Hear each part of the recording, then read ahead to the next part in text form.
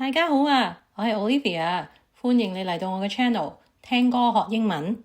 今日我就會用 Anson Lo 盧瀚霆嘅 Heartbreaker 去教下大家英文嘅單字。準備好未？我哋開始。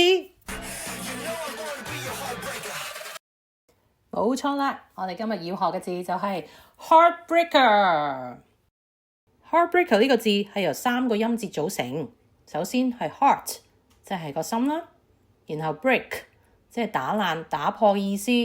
最後加個 即係代表人或者事咁解啦。將呢3個字串連埋一齊，就變咗一個字 heartbreaker， 即係令人心碎嘅人啦。例如你可以話 She fell for a heartbreaker and ended up getting hurt， 即係話佢愛上咗一個花心男啊，最後仲受傷添。Heartbreaker 除咗用嚟形容人之外，仲可以用嚟形容一啲事情嘅。例如你可以話 Missing the penalty kick in the final minute was a heartbreaker for the entire team。 最後1分鐘射失12碼，對成隊波嚟講都好唔開心啊。喺呢度 Heartbreaker 就係指射失12碼呢一件唔開心嘅事啦。Heartbreaker 呢個字呢，其實仲有一個比較正面啲嘅意思嘅。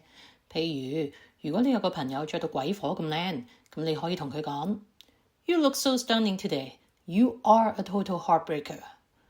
喺呢句子上面呢， Heartbreaker 就代表好有魅力嘅一個人咁嘅意思啦。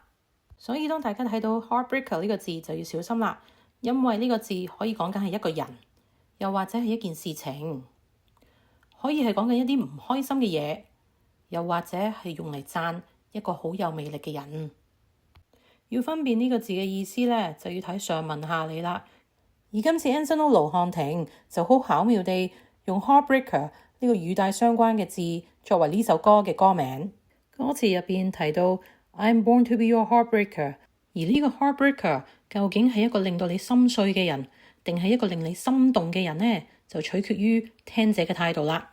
你又試下去佢嘅音樂影片聽下佢呢首歌，聽完留言話俾我知。你聽到嘅 Heartbreaker 究竟係乜嘢意思？